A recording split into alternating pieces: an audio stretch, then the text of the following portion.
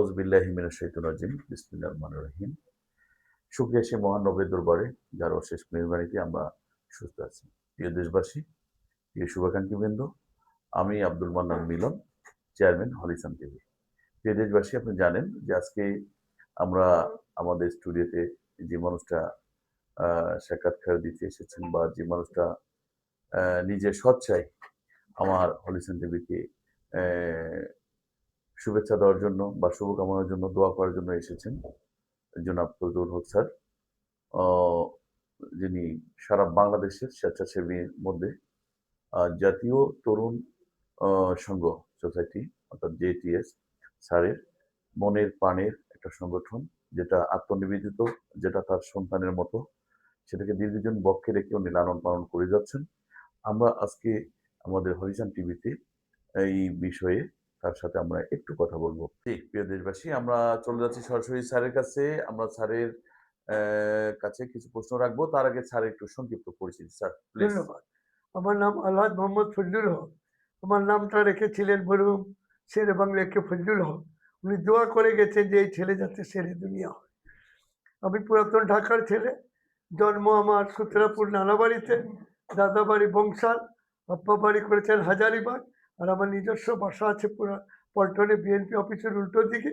আর এখন আমি গুলশানে 1 নম্বরে র্যাঙ্কস ওয়াটার পড়তে থাকি। আমি পড়াশোনা করেছি ওয়েস্ট এন্ড হাই স্কুলে, ঢাকা কলেজ। এরপর উচ্চতর শিক্ষা নিয়েছেন অক্সফোর্ড ইউনিভার্সিটি। আমি ইন্টারন্যাশনাল রিলেশন নিয়ে পড়াশোনা করি, ওয়ার্ল্ডে ফার্স্ট হই।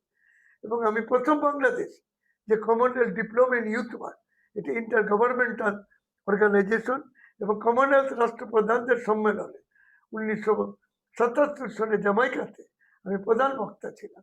এছাড়া আমি পৃথিবীর 110টা দেশে গিয়েছি।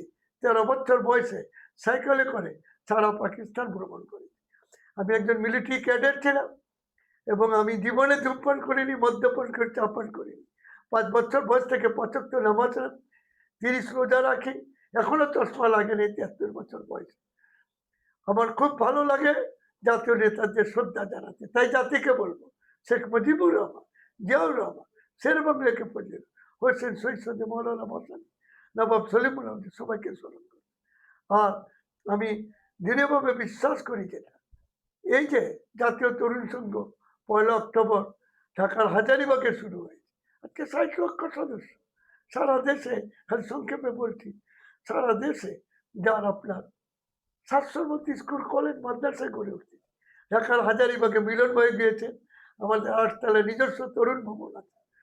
আমি কমনওয়েলথ ইউথ চেয়ারম্যান থেকেছি, বিশ্ব যুব সংস্থা ওয়ার্ল্ড অ্যাসোসিয়েশন ডাইরেক্টর থেকেছি, এশিয়ান ইউথ কাউন্সিলে ভাইস চেয়ারম্যান থেকেছি, যার চেয়ারম্যান বর্তমানে ক্যাম্বোডিয়া প্রাইম মিনিস্টার, মালয়েশিয়ার আনোয়ার ইব্রাহিম আমার 14 বছরের বন্ধু।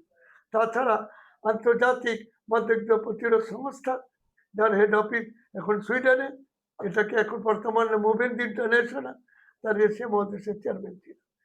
আর তাছাড়া আমি কোনো দল করি না, কিন্তু জনসেবা করি।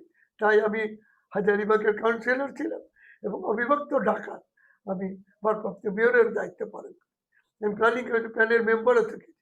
ইসলামিক ফাউন্ডেশনের প্রায় 1 লক্ষ ইমামের আমি শিক্ষক। এই প্রজেক্টটা মরহুম প্রেসিডেন্ট জিয়াউর রহমানকে দিয়ে 76 সালে আমি শুরু করেছি। আর এই দেশে যুব মঞ্চ স্থাপন করেছে জাতীয় তরুণ। এটা জাতীয় ভিত্তিক যুব ও সমাজ কল্যাণ প্রতিষ্ঠান, যার তনালয় অধিদপ্তর আমাদের সৃষ্টি। আমি সবার প্রতি, দেশবাসী এবং প্রবাসীদের প্রতি কৃতজ্ঞতা শুভেচ্ছা জানাই। মহান ভাষা আন্দোলন, স্বাধীনতার সংগ্রাম, 24 আন্দোলন, শহীদদের প্রতি আমার দোয়া, শ্রদ্ধা আর আহতদের সুচিকিৎসা। ধন্যবাদ। ধন্যবাদ স্যার, আমাদের স্টুডিওকে সময় দেওয়ার জন্য অনেক অনেক ধন্যবাদ। আল্লাহ আপনাকে দীর্ঘায়ু করুক, আপনি সুস্থ থাকেন। আমরা জানি যে আপনি একজন সামাজিক কর্মকাণ্ড জড়িত একজন মানুষ, আপনি উজারপন্থী একজন মানুষ, এবং আপনি এটা পেশা এবং নেশা দুটাই আপনার মধ্যে আছে। এটা নিয়ে আশা করব যে আপনার থেকে সেই শিক্ষা দীক্ষা নিয়ে আমরাও সামাজিকভাবে একজন সোশ্যাল মানুষ হিসেবে মানুষের পাশে মানুষ দাঁড়াবে।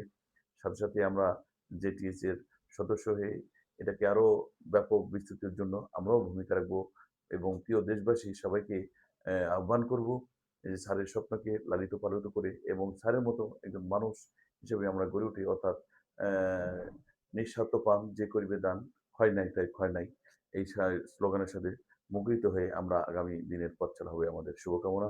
প্রিয় দেশবাসী, ধন্যবাদ সবাইকে।